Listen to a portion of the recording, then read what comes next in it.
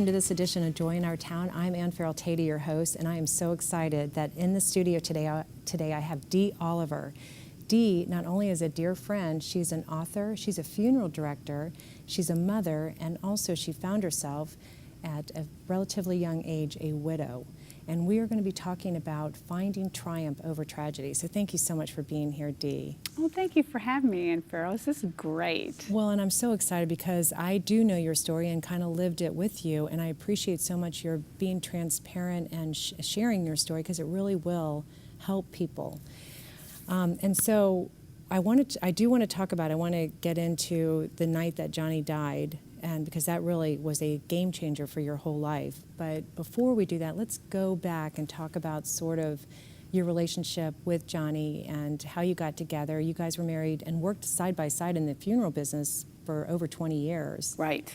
And but what I'd really like to start, and I know the audience would be interested in this, is your first date, because your first date was with a guy that was a funeral director. Correct. Which is kind of an interesting Correct. occupation.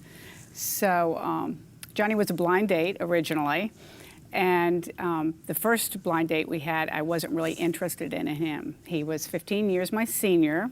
He'd been divorced, he had a child, and he was a funeral director. I had visions of something more like a plastic surgeon, something along with a sports car. A bachelor. But a bachelor. So my cousin fixed us up one more time and slipped him my phone number, and he called me and asked me out. Then he was very good looking, blonde, tall, and I said, sure. So he picked me up, and he did have a sports car, and we headed to Norfolk. I was living at the beach at the time, and we were going to his favorite restaurant, which was a steak place out on Military Highway.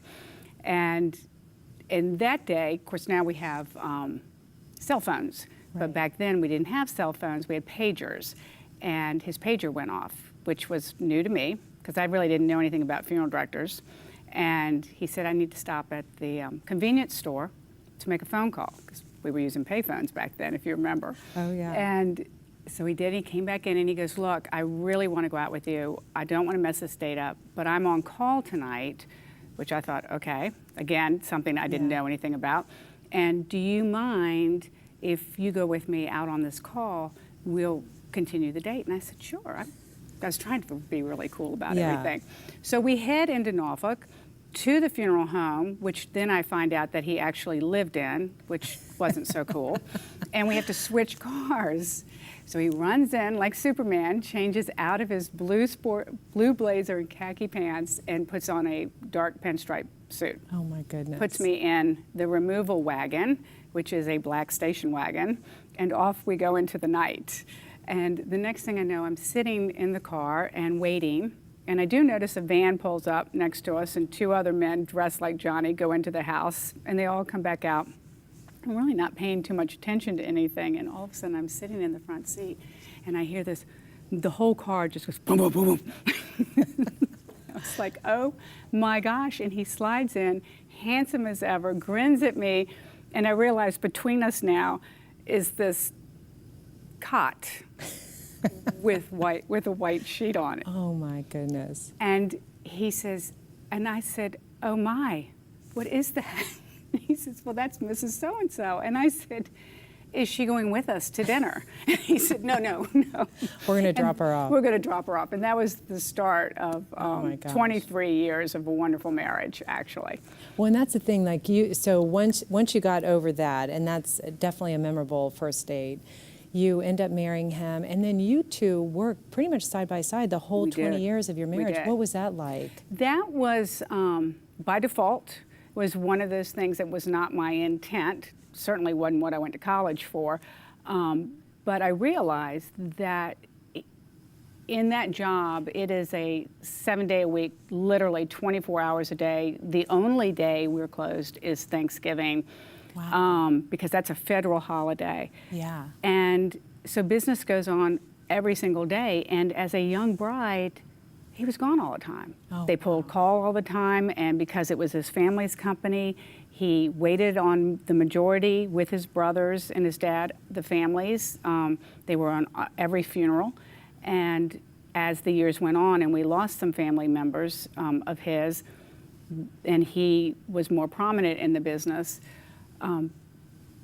there was no time at home. So the only way to see him was to sort of join forces with him. And That's so slowly, great. that's just sort of how I ended up in the business. Yeah, and you guys really, you were a great team. I mean, you worked together. I unfortunately went to several funerals where you guys were taking care of people, and it really was, Team Oliver. It was. So then you have 3 children, and life is going great, and everything. Your kids are adjusted. You're having a wonderful marriage, and then tragedy strikes. Can you Right. talk a little bit about that? It was, it's interesting because you realize in hindsight how much God laid out to prepare me for that coming. Yeah. Even though people always say, I didn't see it coming, I didn't see it coming. And surely ours was one of them. I mean, I'd been away for the weekend and had come home, and we were in bed, and the next thing I know, he's got this massive headache. And, in the funeral business, we have enough knowledge, medical knowledge, that we recognize a lot of things. And So you recognize, I knew exactly what was happening to him. Did he know? I don't, that's a good question. And I think there was at one point where he, where he's got the phone and I'm trying to get the phone from him to call 911, and he's telling me he's fine. And in the midst of that, I think both of us realized at the time that this is spiraling downhill quickly. And he had a brain aneurysm. And within, and then 3 days, I guess that was a Monday night, and Wednesday, I had to make the decision to take him off of life support. And then that was it. The entire world just changed. Well, as I said, you're an author. You have 2 books, Going Out in Style, which is more sort of a mechanics of how to prepare for death. But then in your memoir, which is The Undertaker's Wife. Right. You also you tell the story about how you were working on some flowers, and you found out weren't sure if he had actually been saved and accepted Christ. Right. A couple days before. Right. And so that was, it's interesting because in The Undertaker's Wife, I give a detailed description of the events leading up to that, and how God was so fabulous to us. And it was funny because we had a funeral that day that I needed to be at, and I had flowers. I had committed to flowers to our church, Galilee, and needed to get those done. And so I was sort of cheating, so to speak, and I was I went to our local florist, Wayne, and I said, can you get these done for me? I need to be somewhere. And the entire time he has me by the wrist, and he goes, I'm so worried about Johnny being saved. I don't want to go to heaven and Johnny not be there. Are you sure he's saved? And I'm sort of, yes, Wayne, yes, he's saved, he's saved. Which was so kind of odd, because you had seen him many times. Right, I see him all the time, and it was out of the blue. All of a sudden he's worried about Johnny's salvation and whether or not he was going to be in heaven. Yeah. So we sort of bantered back and forth about that, and he made me promise that I would make sure that Johnny was saved. Wow. So fast forward to that evening, and we're in bed, and the children are tucked in, and you have those conversations with your husband. What'd you do? What did you say? What'd you do today? What'd you do today?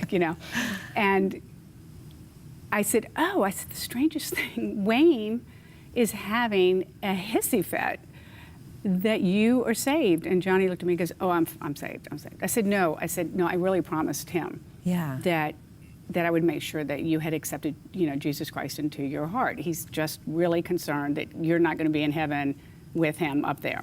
And Johnny's like, are you kidding? Yeah. Really? Because that was so out of the blue. Right. And I said, just do it. Yeah. And he's like, I already did it. And I said, no, just really do it. I want to hear you say it. And he's like, he sits there and he goes like this. And I said, are you doing it? And he goes, yes, I did it. And I said, okay. And then a week later, he was gone. That is amazing. So that was really, to me personally, that was God's gift to me. Yeah. That he had said, okay, you don't need to worry about this. Right. And it probably since then has provided comfort as you think about him. Yes. So, Dee, talk about, and first of all, again, I just love that you're so transparent, and your book is hilarious. I mean, you really put things out there, and you're honest about things, which, again, helps people.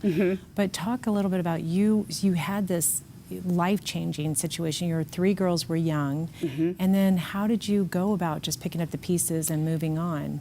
Well, you know, it's interesting. I think a lot of people had a different perspective of us because we were in the business of death. Right. That's what we did. We did it every day. We stood in the cemetery. I mean, hundreds and thousands of funerals constantly. And so people just, I think some people had the mindset that it would just sort of, You know what to do. we know what to do. You wrote the book on it. We wrote the book. Yeah. You know, we know what to do. And personally, I kind of thought I would have. I was Yeah. surprised at how unprepared, and that's exactly how the book came about, but how unprepared I was just day to day, Right. equipped to Right. handle things, and emotionally just not prepared. And it was all the things that we teach people to do when we're working, but it was just such a shock. And I was so thankful to God Yeah. for showing up. Not that He wasn't always there, but I think that we take advantage of our relationship or take granted that He's there. And it was such a gift to be able to build such a deep relationship with God and to be able to stand on a lot of His promises Yeah. that He has stated and watch Him work that way. That's so funny. I attribute this quote to Rick Warren because I've heard him say it, but I think I've also heard St. Augustine, maybe it originally was him, but that famous quote that you don't know God is all you need until God is all you have. Right. And you really you found yourself in that place did. of just being the widow, and your kids were orphan, you know. And there was a lot of other things. My mother had unexpectedly died Within 3 months, three right? months later. Yeah. And so I can remember I would go out, every morning I said, okay, this is what I'm going to do. I would get a cup of coffee and I would grab my Bible and I would go sit out on the front steps and I would start my day with prayer. And at night, I would pour myself a glass of wine and I would go out on the steps after I tucked the children in at night and have a glass of wine with God and go, okay, how'd we do? Yeah. How'd I do for you? Wow. You know, and in the morning I would say, what are we supposed to do today? Here's a new day. And you know, honestly, that's the way we're supposed to live our life all the time, but you actually were in a position where you lived that way. I did it, yeah. Stay with us. We're going to take a quick break, and then we're going to really go into more depth about the book, the Going Out in Style, because that's a real help to people that are going through this experience. I'm Ann Farrell Tata. Stay with us. We're going to take a quick break, and we'll be back with Dee Oliver. Thank you so much.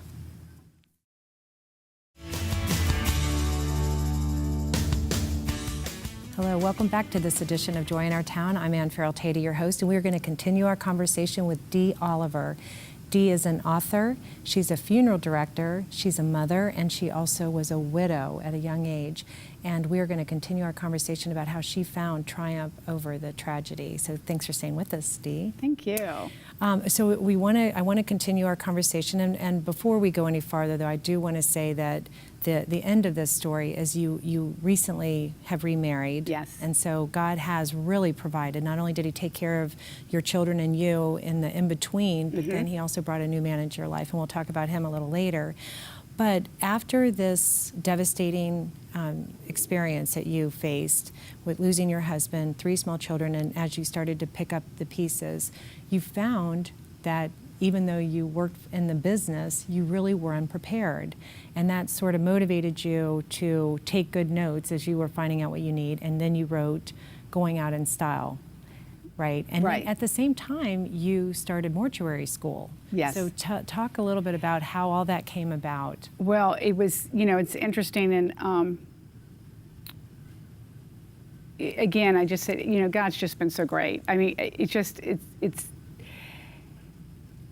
and I love to share my story, because when I see widows or widowers in the position and they have that shell shock look of just this horrific life event that's taken place in front of them, I always want to say, look, you know, it's going to get better. I promise you this, because I've walked this walk. I've talked this talk with God. I've sat with him. I've felt his presence. I've seen him, and I've seen his work. And he, right after Johnny and I died, because we, you know, spend all our time telling people what they're supposed to do and how they're supposed to prepare. And here I am, and he hasn't been gone but maybe 12 hours, really.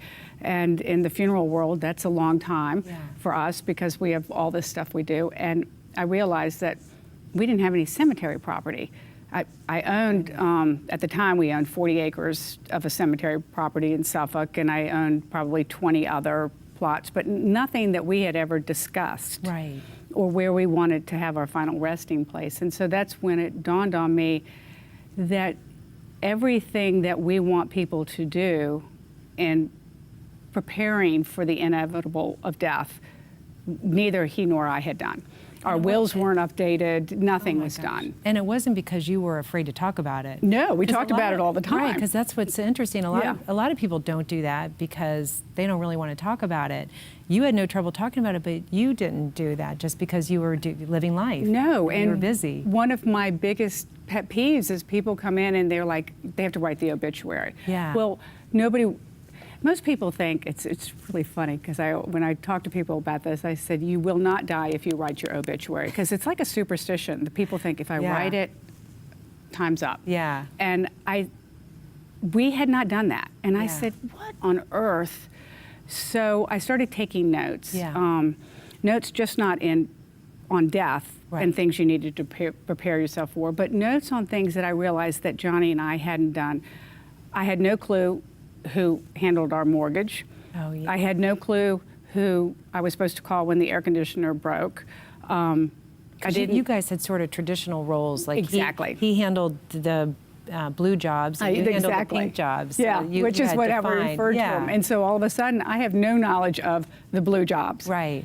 And I'm scrambling, and I'm thinking, why did we never have a conversation? Were we so busy we never stopped to update a will or make sure we knew what the other one wanted, or, you know, let me know what I'm supposed to do about rotten windows and things like that. And so that's sort of how the book evolved. And and the book it pokes fun at me. It's lighthearted. It's not, you know, dreary and dark. It's just sort of like, okay, here are these professional people that do death for a living. They eat, drink, and breathe it. Their children are playing in the cemetery, learning their alphabets on headstones, and they didn't have their act together. So I figured if we didn't, probably 90% of the general public didn't. Right. And it is hard. It is hard to think about all those things. And the last time you want to be thinking about it is when you're in the moment. Right. And you need all this. Because I even thought about in your book, you talked about the passwords.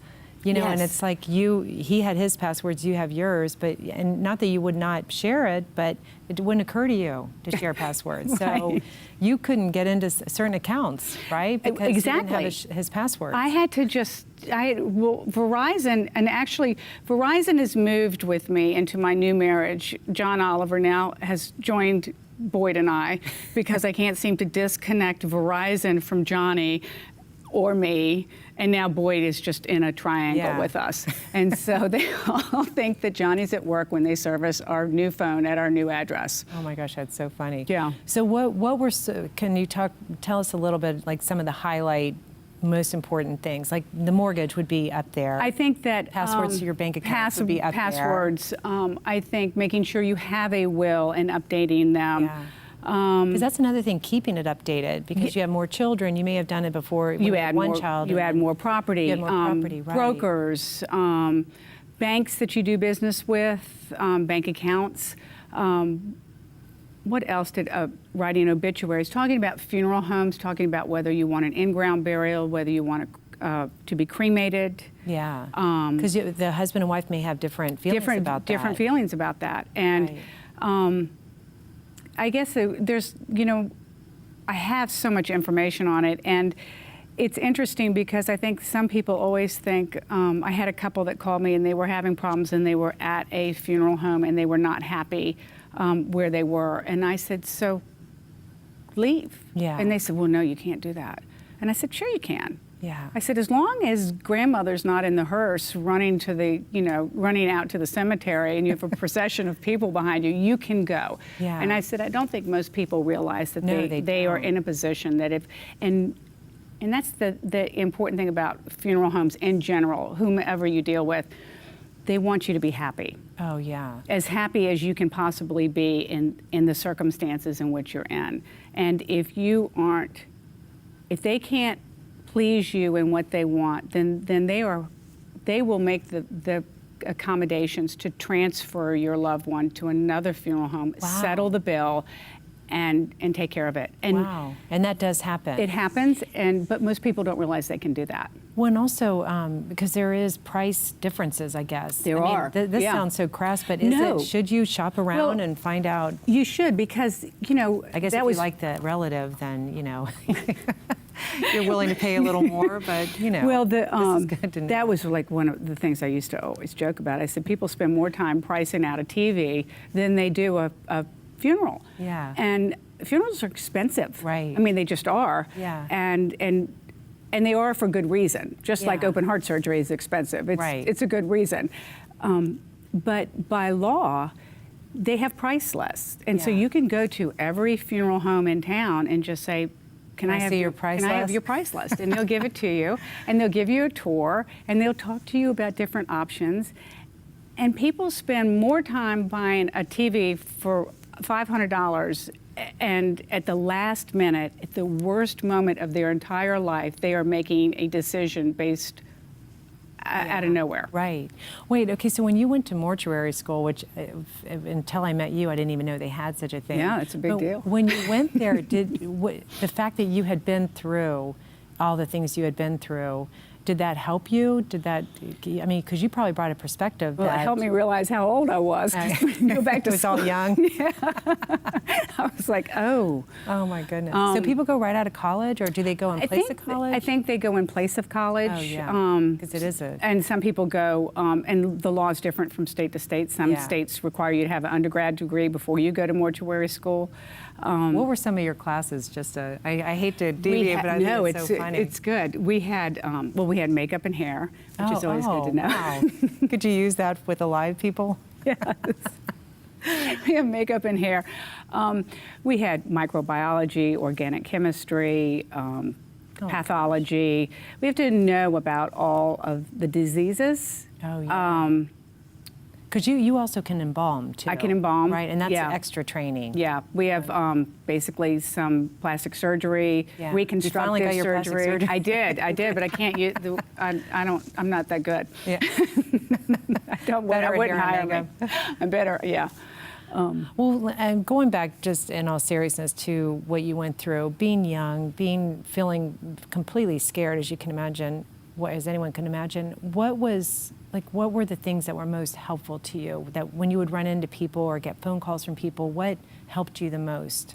I think that and that's the other thing I talk about in my book, there's an onslaught of people when it first occurs. Yeah. And then 2 weeks later, they disappear. Right. And it's not just a year-long process that you have to work, or they'll check the calendar box for you and they go, well, she got through the first Christmas and she got through the first birthday and she got through the first Father's Day and things like that.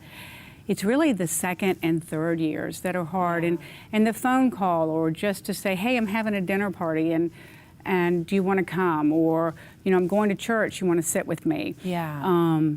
I always tell people, wait and send flowers a month later. Yeah. Drop a card, send a text months into it. I had a friend that, and she never wants me to tell her name, but I remember every night she would come by and I would put the children in bed and we would walk.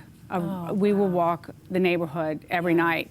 And That was a lifeline. It was just, she would come and she would walk with me and talk with me and listen to me.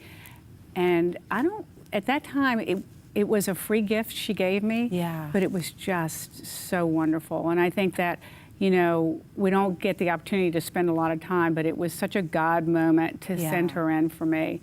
And I think that I always want people to know, and I tell them this a lot, is that Madison said to me when it first happened, she said, I don't understand why God's so mad at us and why did he punish us? And I said, God doesn't make mistakes and he doesn't punish people. And that this is your father's life on earth. And he did what God wanted him to do. And that was the number of days that God allowed him to have. We have a different lifespan and different plans. And that's why I love Jeremiah so much, because God always promises that to give you a hope and a future, and he has wonderful plans for you. And I am blessed that I got to see that play out with us. That is so amazing. And again, your transparency and the way you help people, and this has been sort of your mission since all this happened, that you've been able to turn everything around and encourage people and talk about things that are difficult to talk about. And again, your books do it in such a funny and lighthearted way.